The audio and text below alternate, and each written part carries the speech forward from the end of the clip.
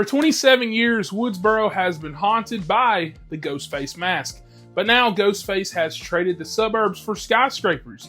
Scream 6 moves the carnage to New York City, and with it, the franchise grows louder, meaner, and bloodier than ever. It's not about survival anymore, it's about taking the power back.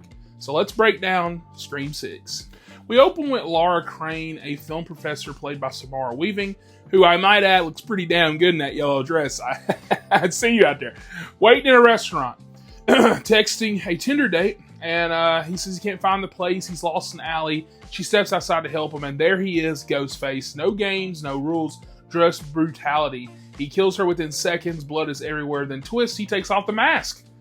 We see his face. The killer is revealed. And in the first 5 minutes, and before we can even process it, he is killed too once he arrives back at his apartment by another Ghostface. It's 3 layers deep, 3 movies in one, meta on top of meta, much like Scream 4, the ultimate statement that this isn't the same game anymore. We cut to Sam and Tara Carpenter, the new final girls of this era. They move to New York with their friends Mindy, Chad, and new roommates Ethan and Quinn. Sam is very protective, haunted by her past and by her father's ghost of Billy Loomis. Tara just wants to live a normal college kid life. They're 2 different survivor architects. You have one who's fighting control and one who's fighting denial. When Ghostface strikes again, Sam's blamed by the internet. Conspiracy theorists paint her as the real killer from Woodsboro. It's a scream for the social media generation, where your reputation can kill you faster than a knife.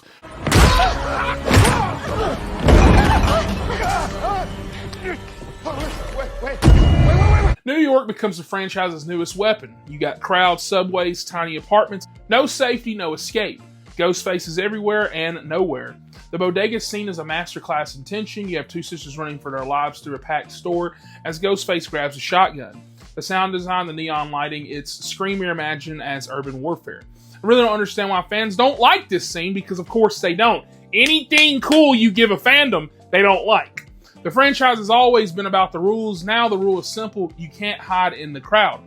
Ghostface has never really used the gun while he's in the outfit. He always does use it toward the end. I thought that scene was goated. Thought it was pretty cool.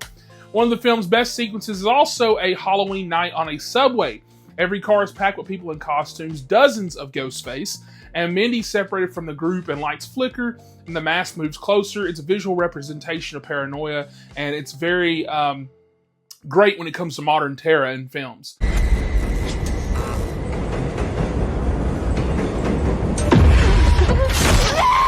The stab is very quick, silent, and beautifully cruel. This scene proves why Scream 6 works, at least for me. It's a familiar horror through a modern lens. For the first time in the series, Sidney Prescott is absent.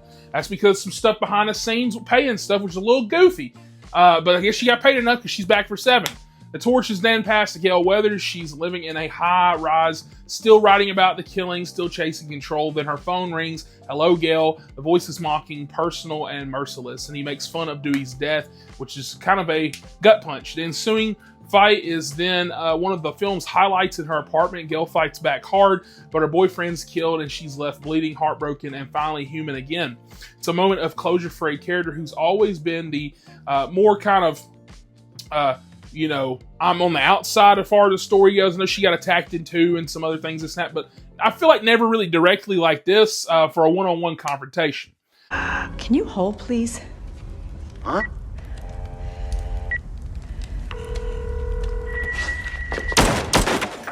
Then you have a surprise return. You got Kirby Reed, the fan favorite from Scream 4, who's now an FBI agent and older but still sharp. She embodies what happens when you survive a horror movie and decide to study the genre that almost killed you. Kirby joins forces with Sam and Tara, a perfect blend of old and new generations, and together they find the killer's hideout, a museum of Ghostface relics. Every mask, every weapon, every photo is from past murders, a literal altar to the franchise's history. It's equal parts fan tribute and nightmare. Everything builds to the theater set piece. The Ghostface shrine is turned into a battlefield. The lights are flickering on, revealing all the masks from every previous killer, and the franchise literally staring back at itself. Ghostface, of course, appears, then another, whoa, 3 killers, revealed as Detective Bailey, who I guessed correctly when I remember before I watched this film, but it's also his son Ethan and his daughter Quinn, and they're the family of Richie, the killer from Scream 5. Hey, roomies.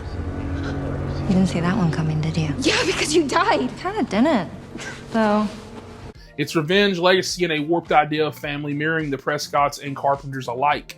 Sam dons her father's mask. She embraces the Loomis' bloodline, not to become evil, but to use it.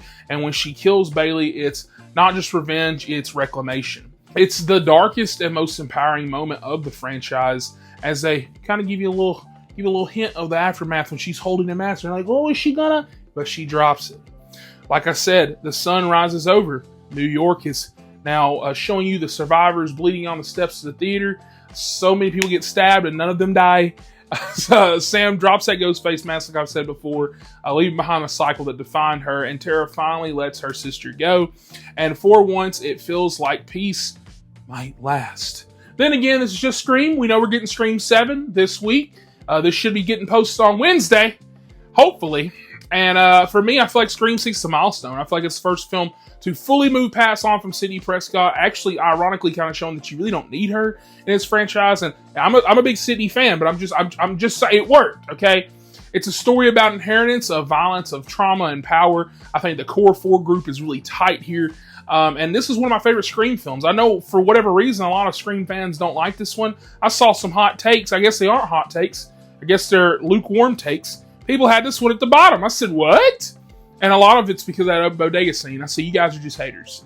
I think it's a fresh yet faithful continuation that turns the trauma into legacy and keeps the meta alive without mocking it. I think it's a slasher with some scale, some style, some sincerity. Got some problems with the reveals, but I still think it overall works. And so yeah, with that is Scream 6. Next time on the Woodsboro Files, we are finally talking about the new film because it releases tomorrow night. We're talking about Scream 7, so be there for that. And we should have a video coming out right after that where I'm going to rank every single Scream film from 1 to 7. And then I will have a compilation of all these reviews together. So if you just tune into this one, if you're just tuning into 7 or something like that, and you want to catch all these together and you don't feel like going back, you ain't got to click on the separate videos. Just go watch the big compilation. Give me some of them view hours up because we need that. And yeah, with that, like, subscribe for more. And I'll catch you guys on the next one. Who gives a fuck about movies?